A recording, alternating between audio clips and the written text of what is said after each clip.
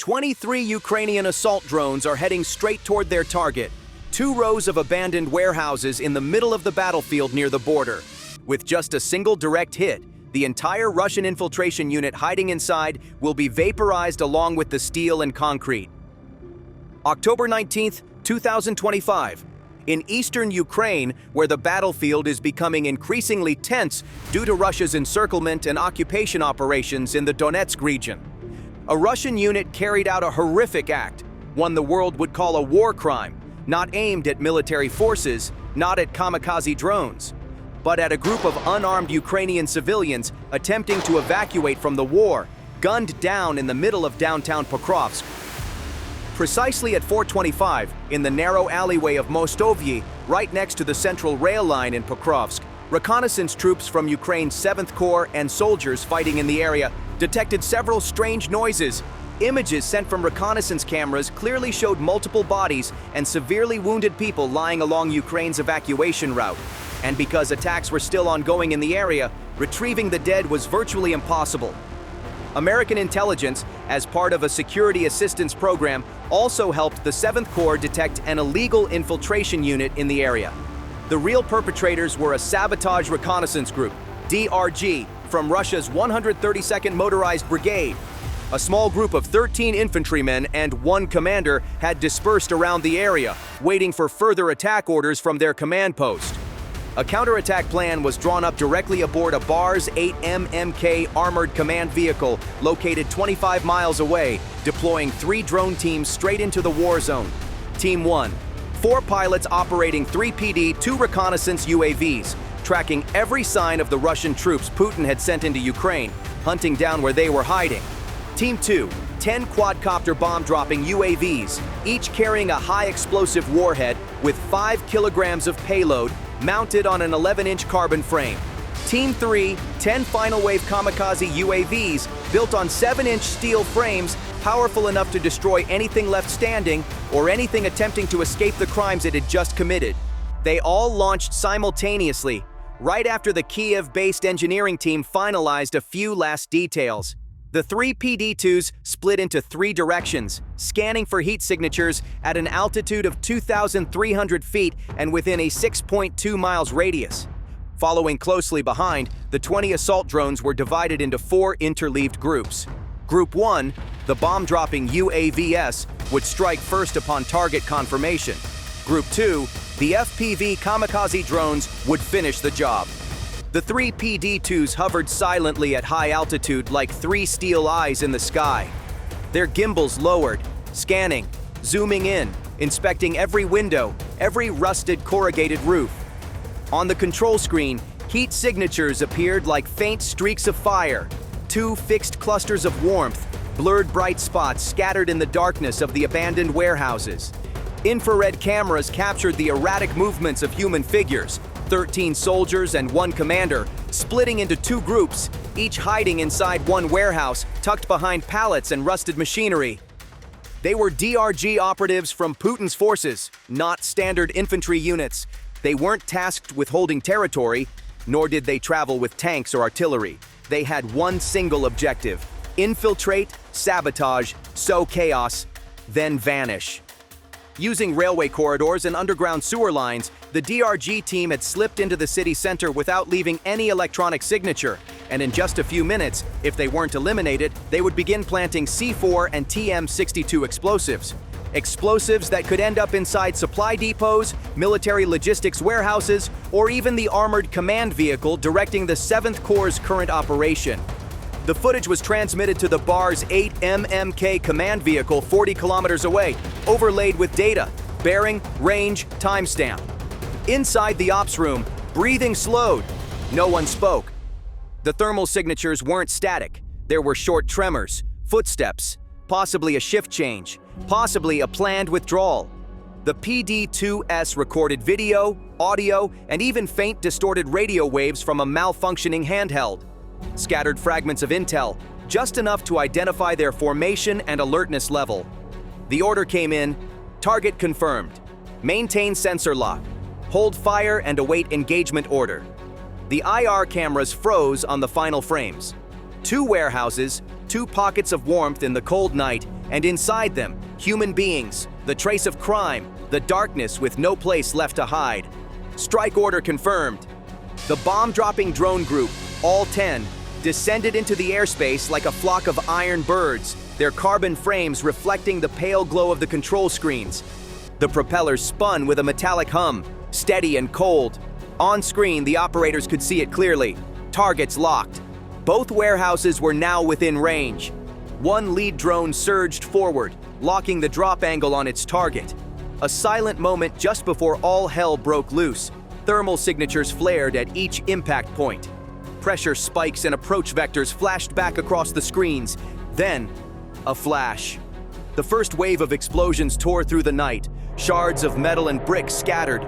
Tin roofs buckled and danced. Glass shattered everywhere. Shockwaves rolled across the warehouse yard, wiping out fences, throwing dust and fire into the air. Infrared cameras showed flaring hotspots, heat blooming into bright red rings. In the northern warehouse, a column of black smoke rose straight into the sky. Wooden floors were shattered, pallets blown apart. The southern warehouse suffered the same fate. Containers warped, steel frames cracked, cables and rusted machinery turned into glowing phantoms. Screams, panicked footsteps. 1 second someone was moving, the next just a motionless heat signature. The PD-2s adjusted their view, scanning for new thermal points, places where cover no longer existed. The bar's 8 MMK control station received real-time updates. Northern warehouse, primary heat source flaring.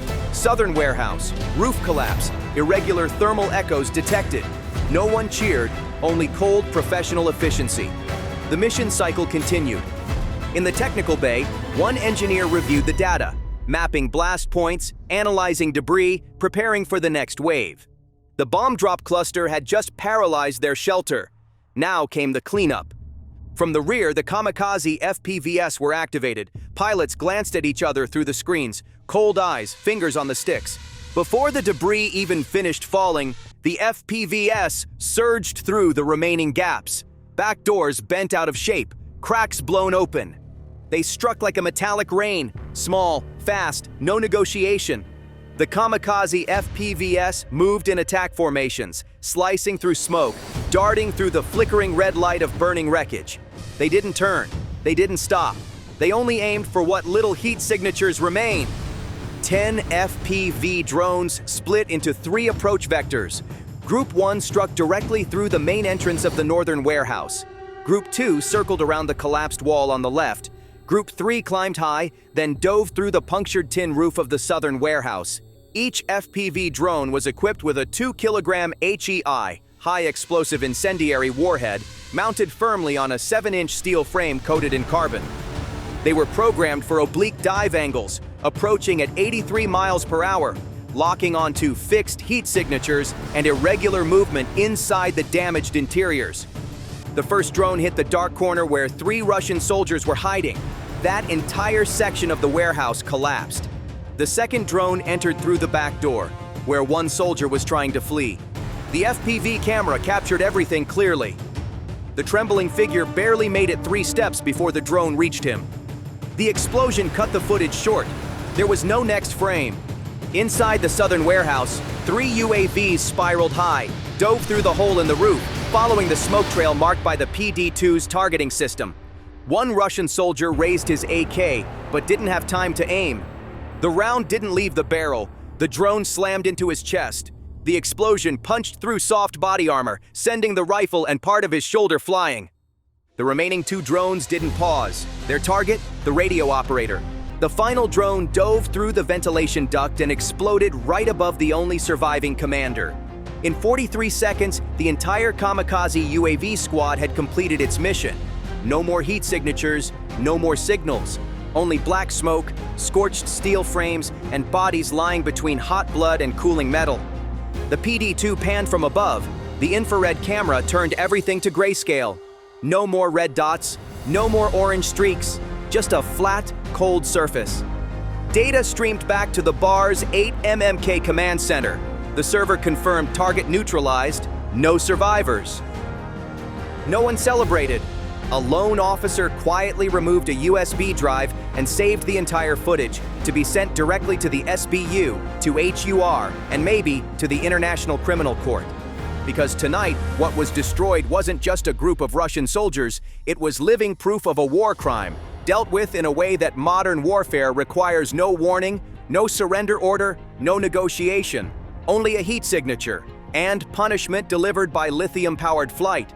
If those 14 Russian soldiers hadn't been eliminated, it wouldn't just be corpses scattered along Mostovi Street. They would have continued ambushing evacuation convoys, firing on field hospitals, on ambulances, on groups of civilians. They would have created a trail of unidentifiable bodies. And with every attack, public confidence in Ukraine's ability to protect its own would erode just a little more. Not by missiles, not by artillery, but by a silent bullet, from behind, from men not wearing uniforms. The DRG didn't come to hold ground. They came to break the logistical spine. They brought C4 explosives, magnetic mines, and GPS-linked devices for sabotaging rear supply routes. They could blow up the concrete bridge leading into Pokrovsk, cutting off artillery supply lines. They could mine a logistics truck and ignite the entire convoy in broad daylight, causing a chain detonation, triggering localized paralysis, followed by psychological collapse across western Donetsk. The DRG is trained to recover downed drones or intercept UAV control signals. If they gained access to the wreckage of a Ukrainian UAV, they could extract flight path data, identify launch site coordinates, analyze control frequencies for reverse engineering electronic warfare. An FPV drone captured today could become the targeting vector for an Iskander missile tomorrow. If not eliminated, the tale of 14 Russian ghosts in Pokrovsk would spread. No guns needed, no bombs, just rumors. Civilians would stay indoors.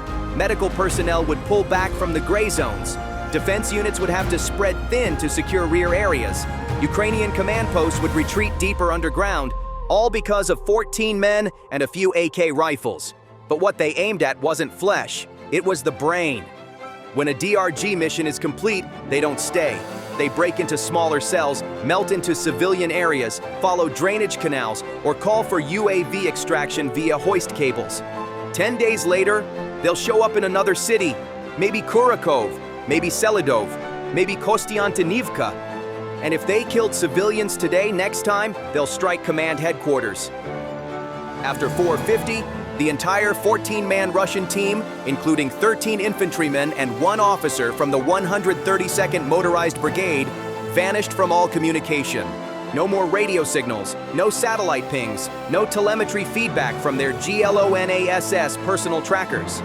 From the Ocheretine front line, Russian HQ initially assumed a technical glitch or intentional signal blackout to evade drone recon. No one responded to the call signal. No one transmitted coordinates. The only thing left were 2 plumes of black smoke rising from the southern industrial zone, where 2 abandoned warehouses once stood. Hours later, as first light swept across the zone, Ukrainian troops entered the site. What they found was no longer human, only scorched metal fragments, rifles bent by heat, and dried bloodstains on concrete. That evening, the Ukrainian Ministry of Defense issued a brief statement.